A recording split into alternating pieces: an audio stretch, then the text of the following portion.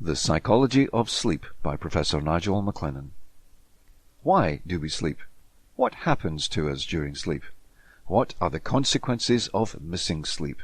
How can we obtain maximum benefit from sleep? We spend 1/3 of our lives asleep, yet we are only scratching the surface of understanding it.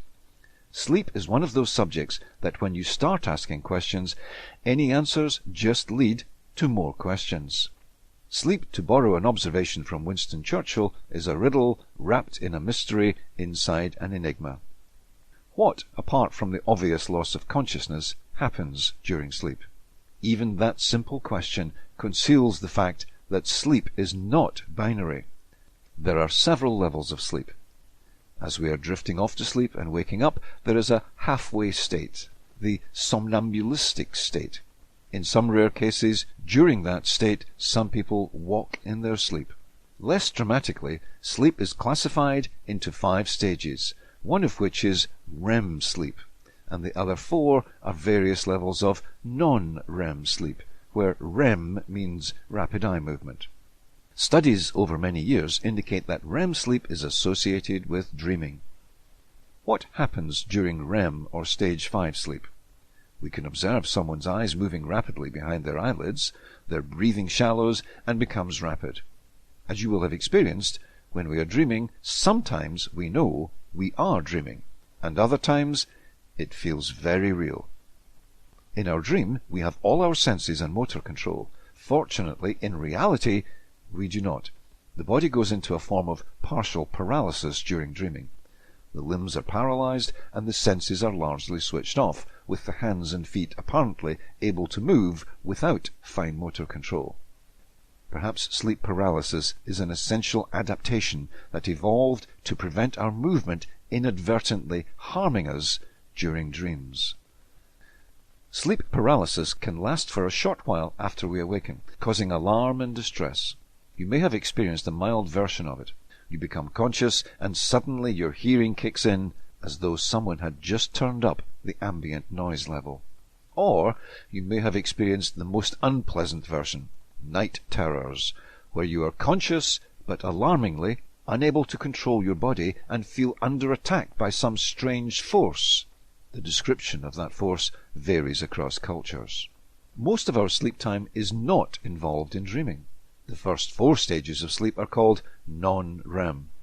In stage 1 non-REM sleep, there is slow movement of the closed eyes, no muscle movement, and only partial awareness of what is going on. Many people experience this stage as they fall partially asleep in front of the television. In stage 2 sleep, we are really asleep. Breathing and heart rate slow, body temperature drops, and eye movement either ceases or is very slow. Stage 3 sleep is characterized by muscles becoming very relaxed, breathing slows even further, and brain activity, as indicated by brain waves, slows down. If someone is woken from stage 3 sleep, they are typically disorientated, indicating that they were fully unconscious. Stage 4 sleep is even deeper still. Brain activity slows down even more. People in stage 4 sleep are very difficult to awaken. During the course of a night's sleep, we move in a cyclical way through the stages, with the deepest sleep taking place in the first 3 hours. As the night progresses, the sleep becomes progressively shallower until we awaken. There are some interesting phenomena in dreaming. Many studies have shown that we incorporate outside signals into our dreams. You may have experienced that. Typically some external noise appears in your dream, and as you wake up, you realize that the noise was from a source different from that in the dream. One often reported example of that is that the wake-up call from a clock was a fire engine or some similar noise in a dream. Some people can even direct their dreams. You may have experienced waking up from a pleasant dream and have chosen to go back to sleep to continue the dream and have done so successfully. What does that tell us? That some part of us is conscious of our dreams, recalls some of our dreams, and can even influence our dreams. Throughout history, people have reported solving problems in their dreams. For instance, the sewing machine invention was completed after Elias Howe dreamed that he was being attacked by cannibals who had spears with holes in their tips. Dmitri Mendeleev created the periodic table in a dream. Paul McCartney wrote the most covered song of all time, Yesterday in a Dream. The list of dreamed inventions and solutions is long. Dreaming can be useful. Is that why we dream? Is there some kind of processing going on in the brain that can't be conducted when we are awake? Is that why we sleep? If rest was all that we required to recuperate, we could simply sit motionless in a chair for a few hours and give our bodies a chance to recover from its exertions. There are many theories about why we sleep, why we need sleep, what goes on during sleep, but that is all they are, theories. We still don't understand the nuances and intricacies of what is happening during sleep. We do know that within 36 to 48 hours of being deprived of sleep, severe mental dysfunction appears, starting with, among other problems, peripheral hallucinations, and becomes progressively worse. Many disorders are related to, exacerbated, or caused by chronic sleep deprivation. For instance, depression. However, the causal direction is not clear. Does depression cause sleep disturbance, thus making depression worse, or does sleep deprivation cause depression, thus making the sleep deprivation worse? Or can both causal directions be true? The complexity of what is going on in sleep is a long way from being understood.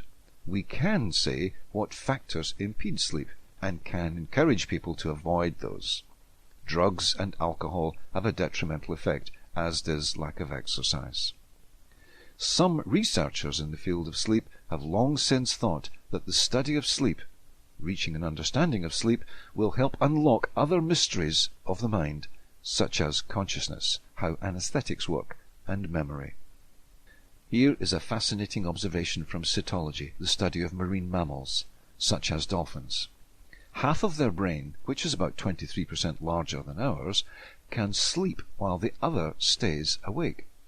Even more interesting, if they learn something when one half of their brain is awake, they can access that memory when the other half is awake. That must be telling us something important about sleep, about memory, about consciousness itself. But what? It's one thing to recognize that something is a clue in our attempts to understand sleep. It is quite another to know what that clue means. Sleep is mostly a mystery to us, one that will keep researchers in work for centuries.